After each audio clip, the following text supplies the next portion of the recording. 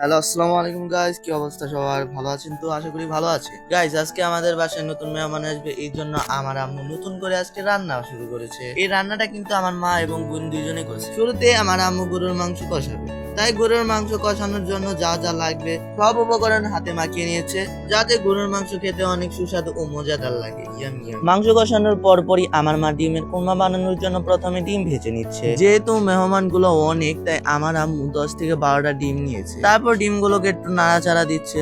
ডিম ভাজার পাশাপাশি আমার আম্মু দেশি মুরগির রান্না শুরু করলো। এক চুলায় ডিম উঠিয়ে নিচ্ছে, আরেক চুলায় আম্মু মাংস ভুনতেছে। যেহেতু ডিমের কোরমা আগে রান্না করা হবে, তাই প্রথমে আম্মু তেল দিয়ে নিল। তারপর পেঁয়াজ কুচি, আদা বাটা ও রসুন বাটা দিয়ে ভালোভাবে নেড়ে চেড়ে নিল। নেড়ে চেড়ে নেওয়ার পরপর ডিম দিয়ে দিল।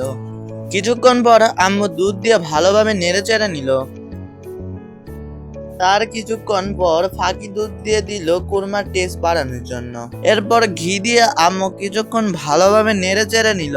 ঘি দেওয়ার পরপরই বেরেস্তা দিয়ে দিল, যাতে কুরমার কালারটা অনেক সুন্দর আসে। এরপর আম্মু ডিম একটি একটি করে বাটিতে উঠিয়ে নিচ্ছে। কুরমা রান্নার পরপরই আম্মু যেহেতু চিংড়ি মাছ ভুনা করবে, তাই চিংড়ি মাছ ভাজা শুরু করলো। উল্টিয়ে পাল্টিয়ে আম্মু নাড়াচাড়া দিয়ে চিংড়ি মাছ ভেজে নিল। এরপর বাটিতে উঠিয়ে নিল।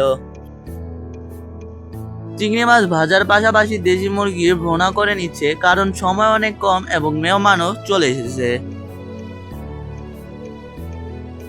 দেশি মুরগির ভুনা যেহেতু শেষ, তাই আম্মু চিংড়ি মাছ রান্না করে নিল। ওহ, আরেকটি কথা, আপনারা কোন জেলা থেকে ভিডিওটি দেখছেন তা কমেন্ট করে জানাবেন কিন্তু অবশ্যই।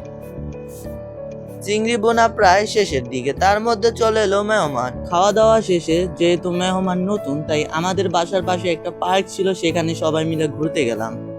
ঘুরতে গিয়ে দেখি ছোট ছোট বাচ্চারা পার্কে অনেক মজা করছে। দেখুন গাইস, এই পার্কটা তাদের কাছে অনেক পছন্দ হয়েছিল, তারা অনেক ঘুরে ঘুরে দেখলো এবং এখানকার প্রকৃতি অনেক ভালো এবং এই পার্কটা অনেক সুন্দর, অনেক ফুল দিয়ে সাজানো। এই পার্কটা সুইমিং পুলও আছে। এই পার্কের মধ্যে আমরা অনেক আনন্দ করেছি, বেশ আনন্দ হয়েছে। এই সুমন ভিলায় আমরা অনেক মজাও পেয়েছি। এই সুমন ভিলায় যারা যারা আসতে চান তারা তাড়াতাড়ি এসে পড়ুন, এখানে অনেক মজা করতে পারবেন আশা করি। আর যারা যারা আসছেন তারা তো কমেন্ট করে জানাবেন কেমন লাগছিল আপনাদের। ছোট বাচ্চারা কিভাবে সুইমিং করছে আর আমি ভিডিও করছি, তখন রাইজা আমাকে ভিজিয়ে দিল। তখন আমি ভাবলাম আমিও বাচ্চাদের মতো সুইমিং করি এবং মন মানসিকতা বাচ্চাদের মতো আমারও হয়ে গেল। গাইস, আপনারা আপনাদের মতো ভিডিও দেখুন এবং আমি আমার মতো মজা করি। নেক্সট কোনো ভিডিওতে আবার দেখা হচ্ছে ইনশাল্লাহ। ভালো থাকবেন, সুস্থ থাকবেন। আল্লাহ হাফিজ, বাই বাই।